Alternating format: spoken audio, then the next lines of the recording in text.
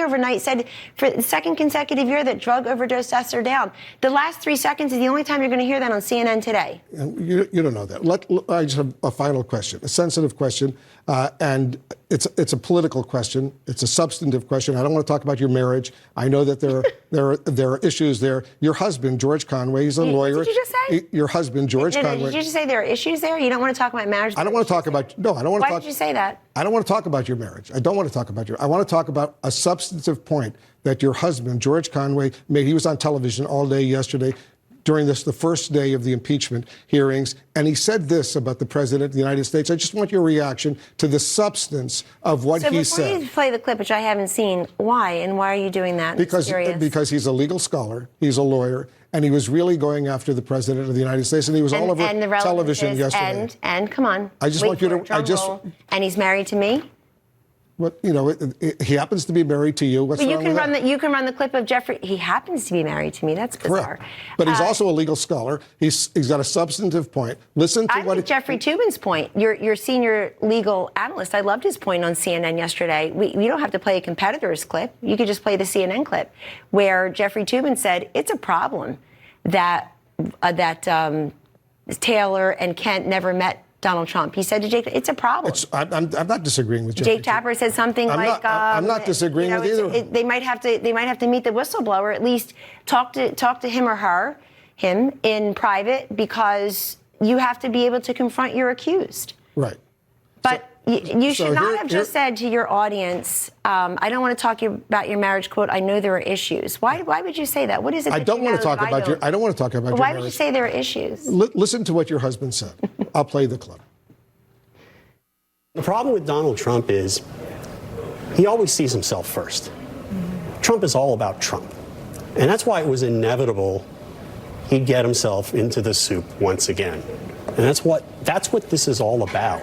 He was using the power of the presidency in its most unchecked area, foreign affairs, to advance his own personal interests as opposed to the country's. All right, that's a serious allegation, a serious charge. He was using the power of the presidency, its most unchecked area, foreign affairs, to advance his own personal interests as opposed to the country's. That is his opinion. And I don't think MSNBC was lacking for anti-Trump voices. And we've heard things like that said on CNN for 3 years. And we've heard things like that said on that network for 3 years and elsewise. And honestly, where is the shame? Where is the introspection of people who have said for 3 years, respectfully, Wolf, actually beginning in May of 2017, I'll quote your wife's husband right now. I won't talk about your marriage, but I'll quote your wife's husband. 2017, you asked Angus King, are we getting closer to impeachment? I mean, does anybody ever feel badly about getting it so wrong? We sort of look the other way of how wrong everybody was here and elsewhere with the elections. I was on your network every single day, as gracefully and respectfully as I could, laying out the case as to why Donald Trump would beat Hillary Clinton. I have a living, breathing video catalog, which is why I don't worry about anything when people say, well, I always knew he'd win. I said it all the time. Really? Because you were sleeping when I was on TV in the morning and at night. So we have a living, breathing catalog on CNN and elsewhere. Here's why we're going back to Pennsylvania. Here's why we're going. It's the same stuff all the time. What you just quoted is said every single day by other voices, but you wanted to put it in my husband's voice because you think somehow that that'll help your ratings, or that you're really sticking it to Kellyanne Conway. And let me make very clear, you didn't stick it to Kellyanne Conway.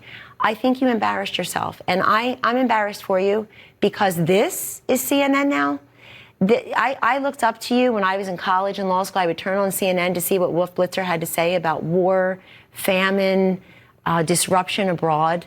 I really respected you for all those years as somebody who would give us the news, and now the news is what somebody's husband says. Do you know how many network. times we spoke about, James Carville and Mary Madeline, a Democrat and a Republican, happily married individuals who totally disagreed on all sorts of political issues. Do you know how many times? Do you know how many times I would ask them on television about the differences they had?